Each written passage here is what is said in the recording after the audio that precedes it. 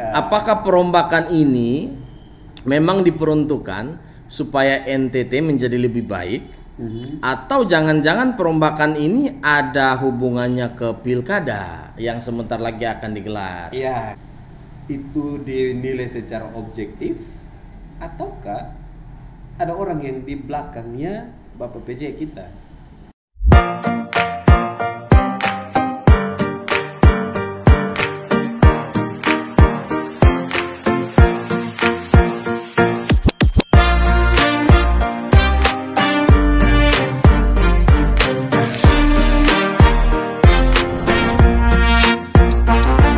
Kembali lagi di podcast reaction. Saya ingin coba-coba. Nah, itu coba-coba tuh bahaya. Tidak apa-apa. Kalau coba-coba itu biasanya nanti malah rusak. Tidak apa-apa, kan bisa saja nanti tepat sasaran. Contohnya begini, saya coba taruh meja makan di dalam kamar tidur. Kan asik tuh bangun tidur langsung makan. Oh, ya. Nanti begitu tidur kompor terbakar, kamu selesai. Bangun-bangun sudah di rumah Bapak. Ya, jadi kadang-kadang bongkar-bongkar yang begitu tuh kadang-kadang tepat. Nah, menyangkut bongkar-bongkar pasang barang tuh, Bro. Itu hampir sama seperti Pemprov NTT saat ini yang lakukan bongkar pasang. Oh, oke. Nah, Begitu. semoga bongkar pasangnya tepat ya. Semoga tepat. Ya, jangan kompor ditaruh di ruang tamu. Nah, itu bahaya. Nanti tamunya lari, Pak. Kan bagus sebenarnya. Nah, itu. Ya, jadi menyangkut bongkar pasang di Pemprov NTT ini sedikit menarik. Ya. Karena jarang-jarang dalam masa pemerintahan seorang PJ terjadi bongkar pasang. Ya, mungkin beliau punya pertimbangan sendiri. Beliau mungkin punya pertimbangan sendiri. Tapi memang ada satu hal yang bukan satu hal. Salah satu dari perombakan yang saya lihat cukup menimbulkan tanda tanya. Nah, tanda mungkin tanya cukup besar. Nah, tanda tanya besar itu apa itu? Nah, ini contoh. Oke, kita lihat ya. Ibu Sylvia Ratnawati Pekujawang SP. Oke. SP ini kan sarjana pertanian. Pertanian. Dilantik dalam jabatan Kepala Dinas Ketenagakerjaan dan Transmigrasi. Wah, secara akademik memang tidak nyambung ya. Ilmu pertanian ya dipakai untuk memindahkan orang bertransmigrasi. Nah, ini kan kurang ya dari disiplin ilmunya kurang tepat sih sebenarnya. Kurang cocok ya. Karena bagaimanapun sarjana pertanian dia lebih condong ke masalah pertanian. Iya. Disiplin ilmunya masalah pertanian. Ya, itu kan jelas. Nah, apalagi kalau disinggungkan dengan ketenagakerjaan ya. Ketenagakerjaan kan agak beda jauh nih. Benar juga ya. Karena tenaga kerja itu kan dia bersinggungan dengan misalnya contoh ya penetapan UMR, UMP, ya kan. Jadi mungkin lebih cocok dengan ekonomi kali ya. Ekonomi, hukum. Kan karena kepala dinas ini kan dia membangun sebuah kebijakan kan. Dia mencetuskan kebijakan lalu menjalankan kebijakan begitu. Artinya kan dia mengatur masalah ketenagakerjaan dan transmigrasi di Provinsi NTT. Jadi paling kurang adalah kebijakan-kebijakan mengingat kita sekarang dalam sistem pemerintahan otonomi daerah. Artinya ada kebijakan-kebijakan daerah yang diatur sendiri oleh daerah. Nah, dalam hal ini kepala dinas punya peran penting. Benar. Iya kan? Kalau daerah mengatur aturannya sendiri, membuat aturannya sendiri, ya yang paling berperan adalah kepala dinas. Benar, selaku pengambil kebijakan tertinggi ya. Itulah fungsi dari kepala dinas. Jadi bisa dikatakan kurang tepat ya dengan disiplin akademiknya ya. Tetapi kan namanya orang kan pasti dia punya berbagai pengalaman. Terus mungkin berbagai prestasi di bidang-bidang yang lain begitu. Itu lagi. Pak Linus Lusi. Pak Linus Lusi. Tahu kan, beliau adalah Kepala Dinas Pendidikan dan Kebudayaan.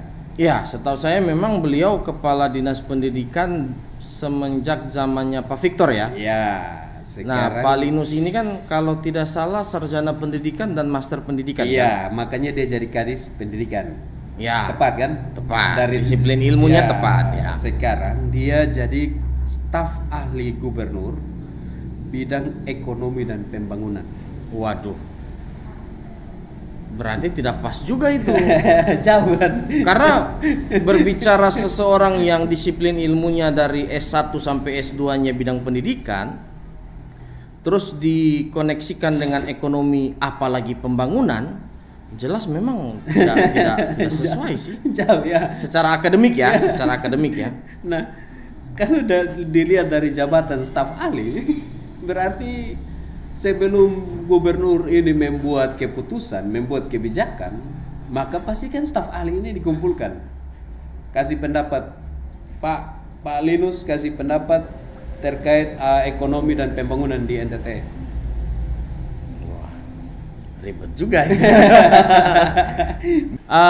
Berbicara soal ekonomi, apalagi pembangunan yang bisa dibilang cakupannya sangat luas, apalagi seorang staf ahli kan, gubernur akan membuat sebuah keputusan atau kebijakan jelas di bidang ekonomi dan pembangunan berdasarkan masukan dari staf ahli ekonomi dan pembangunan. Nah, kalau seorang staf ahli ekonomi dan pembangunan tidak memiliki disiplin ilmu di bidang itu, wah. Nah, itulah namanya staf ahli. Berarti harusnya dia ahli dalam bidangnya. Benar ya juga kan? Itu. Ya, kan dia harus ahli dalam bidangnya. Ya. Nah, ahli dalam bidangnya ini tidak bisa kita karena dia punya pengalaman di sini. Iya. Kan berbeda. Benar juga itu. Karena untuk menentukan suatu kebijakan perlu namanya riset, perlu namanya kajian. Ya. Tidak bisa meriset mengkaji sesuatu berdasarkan pengalaman. Tidak bisa. Tidak bisa. Bro, karena riset dan pengkajian itu berdasarkan data dan kemampuan seseorang yang memang disiplin ilmunya di bidang itu. Jadi saya kasih contoh gini, bro. Guru disuruh meriset bagaimana membangun gedung sekolah. Kacau, bro. Oke lah. Karena guru biasanya tupoksinya mengajar gitu. Kalau guru disuruh membuat RPP silabus, pasti mampu dia. Iya, pasti mampu. Dalam hitungan menit jadi. RPP, ini makanannya sehari-hari. Sekarang dia disuruh buat rancangan pembangunan gedung sekolah. Wah. Itu dari bangun fonderen. Dasarnya saja itu pasti sudah kacau. Oke lah kalau misalnya punya pengalaman ya. Tetapi secara disiplin ilmu tidak bisa. Ini kan kita berbicara tentang kebijakan. Ya, karena apalagi seorang staf ahli. Kata ahli di situ menyatakan bahwa orang tersebut memang ahli atau pakar di bidang itu. Minimal dia sarjana ekonomi atau dia master ekonomi, ya kan? Jadi memang secara disiplin ilmu sudah terbukti. Tetapi kalau dia dari pendidikan lalu menjadi seorang staf ahli bidang ekonomi dan pembangunan, memang secara akademis tidak masuk. Setelah Pak Linus ditarik menjadi staf ahli, maka yang menduduki jabatan Kepala Dinas Pendidikan dan Kebudayaan adalah Bapak Ambrosius Kodo, SOS MM. SOS itu kan sarjana sosiologi. MM itu kan master manajemen. Ke pendidikan. Oke.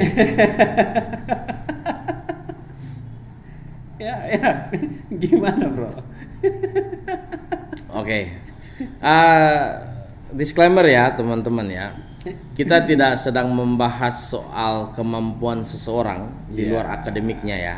Kita hanya mau menilai dari sisi akademik, apakah disiplin ilmu seseorang ini memang masuk kepada jabatan yang dipegangnya atau tidak, begitu. Dan sampai ke yang ketiga ini juga memang terlepas dari pengalaman beliau ya, tetapi kalau dari sisi disiplin ilmu memang sebenarnya tidak masuk. Ya. Karena pendidikan itu sesuatu yang vital, Ya. sehingga memang pendidikan di NTT seyogyanya memang harus dikomandani oleh seseorang dengan basic pendidikan yang memang mumpuni. Ya. Begitu. Terlepas dari kemampuan ya, kemampuan setiap orang itu pasti beda-beda. Tetapi secara akademisi memang ya bisa bilang memang tidak masuk sih secara akademik sih. Ya. Nah, memang soal pengalaman itu hal yang baik untuk dipertimbangkan. Iya. Namanya beliau ini Pak Ambrosius ini juga kan belajar juga, bersekolah, berpendidikan, artinya dia punya Berpendidikan pengalaman tinggi. ya, dia punya pengalaman dalam bidang pendidikan juga. Tetapi kembali lagi, kepala dinas ini kan menyangkut kebijakan. Benar. Ya, kebijakan ini tidak bisa diambil berdasarkan pengalaman. Betul. Harus ada riset. Tidak cukup hanya pengalaman. Iya. Riset Disiplin ilmu ilmiah, penting. Kajian ilmiah itu perlu. Nah, Oke, apalagi oke. ini dunia pendidikan, bro. Ada sejarah setelah Hiroshima dan Nagasaki dibom oleh tentara sekutu, Jepang menyerah. Jepang menyerah. Tapi apa yang dibuat oleh Kaisar. waktu itu? Mm-mm. Dia mengumpulkan guru-guru yang masih hidup, yang tersisa, Oke. untuk membangun kembali Jepang. Dan itu terbukti. Dan itu terbukti. Kenapa? Karena menurut dia pendidikan paling penting. Yang harus diselamatkan lebih dahulu adalah guru-guru untuk kemudian terus mengajar. Dan terbukti Jepang sekarang Ya, salah satu macan Asia kan. ya kan kita dua kota penting dibom habis. Bukan persenjataan yang dikumpulkan, guru yang dikumpulkan. Bukan tentara yang Bukan dikumpulkan, tentara, guru. Guru.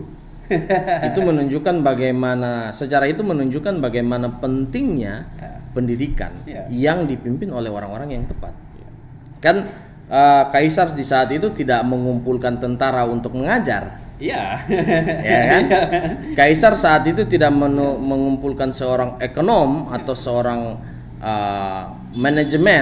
ahli manajemen untuk mengajar, tidak. Dia mengumpulkan guru. Ya, ya. Disitulah pentingnya bahwa leader dari pendidikan di NTT memang benar-benar haruslah orang dengan disiplin ilmu pendidikan. Makanya itu penting sekali. Ini kan mau dibilang kepala dinas ini adalah puncak Ya. di bawah gubernur. Jadi puncak dari pendidikan di NTT ada di kepala dinas. Kepala dinas. Puncak pendidikan dari kebijakan dunia pendidikan dari Indonesia ada di Menteri Pendidikan. Menteri Pendidikan. Itu kan jelas. Jelas. Di bawah komando presiden. Betul. Ya kan? Jadi harus tepat guna, tepat sasaran. Ya. Terlepas dari ya memang kita di sini tidak mengatakan bahwa orang-orang ini tidak mampu. Ya. Tidak. Mampu. Tetapi yang kita kritisi di sini adalah disiplin ilmu ya. Ya, bukan hanya disiplin ilmu, harus bisa menempatkan seseorang dalam sebuah jabatan. Ya, bro pasti tahu lah istilahnya. The right man of the right place. Ya. Artinya harus melihat dari berbagai sisi. Ya. Jadi Ya. orang yang tepat harus ditempatkan pada posisi yang tepat pula. Ya. Karena kalau ditempatkan pada posisi yang salah, orang yang pintar di bidang itu pun akan jadi orang yang Ya. tidak mampu. Ya, ibarat Gitu. kata Albert Einstein, kita tidak bisa menilai ikan dari kemampuan dia memanjat pohon. Betul. Artinya dalam posisi begini juga tidak bisa hanya menilai dari satu sisi. Apa sih kemampuan dia sebenarnya? Betul. Kalau dia pintar berenang, lepas dia di air. Betul. Ya kan? Supaya semakin hebat lagi Ya, kan? supaya semakin hebat lagi, akan semakin berkembang. Gitu. Benar. Nah, tapi ada satu pertanyaan penting, bro. Nah, apa itu? Perombakan ini terjadi menjelang pilgub. Ambulans lewat. Nah, ini menarik nih. Kalau kita menyikapinya ke arah situ nih menarik nih. Apakah perombakan ini memang diperuntukkan supaya NTT menjadi lebih baik, atau jangan-jangan perombakan ini ada hubungannya ke pilkada yang sebentar lagi akan digelar? Ya, kita tidak tahu. Ya, Kita semoga perombakan ini benar-benar diperuntukkan untuk pembangunan NTT yang menjadi lebih baik ya. Semoga juga tidak ada unsur politik di dalamnya. Karena kalau berbicara birokrasi di dalam NTT yang seringkali bersinggungan dengan politik, itulah yang membuat NTT ini sulit untuk berkembang menjadi lebih baik. Tapi itulah iklim politik di Indonesia. Ya, itulah. Artinya sistemnya apa? Sudah begitu ya. Iya. Sistem rombak kiri, rombak kanan itu kan lebih banyak ke arah politik. Ya. Jadi menurut Bro pribadi nih, kira-kira perombakan ini ada unsur politiknya atau tidak? Saya hanya bertanya. Ya, saya juga bertanya. Apakah perombakan ini murni dari dinilai secara objektif oleh Bapak PJ kita, ataukah ada mastermind di belakang Bapak PJ? Ya. Dan memang bisa dibilang bahwa tidak biasanya PJ melakukan perombakan. Itu tidak biasa. Bukan tidak ada ya, tetapi tidak biasanya. Dan apakah dari yang tadi kita bahas, posisi-posisi yang ditempatkan, apakah itu dinilai secara objektif, ataukah ada orang yang di belakangnya Bapak PJ kita? Wah, itu menarik itu ya. Kita semakin mendekati masa-masa pilkada ini, kok semakin hot NTT. NTT akan semakin hot. Oke, baik. Teman-teman, kita berharap teman-teman yang menonton video kita ini juga ikut berkomentar ya di bawah ya. Mungkin teman-teman bisa memberikan pendapat-pendapat teman-teman mengenai apa yang terjadi saat ini di birokrasi NTT dan jajaran pemerintahan yang ada di Nusa Tenggara Timur, khususnya di Pemprov NTT. Jadi teman-teman, saya berharap sekali lagi komentar di bawah pendapat teman-teman semua, supaya hal ini bisa menjadi gambaran seperti apa sih netizen kita di plus 380 ini. 0380 ini bagaimana sih pendapat mereka? Iya, dan ya kami berharap juga Bapak PJ bisa menjawab ini. Wah, kan luar biasa kalau Bapak PJ bisa hadir di sini, menjawab segala tudingan-tudingan. Iya. Kami persilakan ya, kalau Bapak PJ memang mau hadir ke sini, kami sangat dengan senang hati mengundang beliau untuk bisa hadir di sini bersama-sama dengan kita. Ya. Oke, sampai di sini dulu. Sip. Saya mau lanjut bongkar-bongkar barang di rumah, pindah-pindah barang. Kayaknya saya juga mau ikut-ikutan. Oke, sekian teman-teman. Sampai jumpa lagi pada podcast reaction kita berikutnya. Ciao. Bye.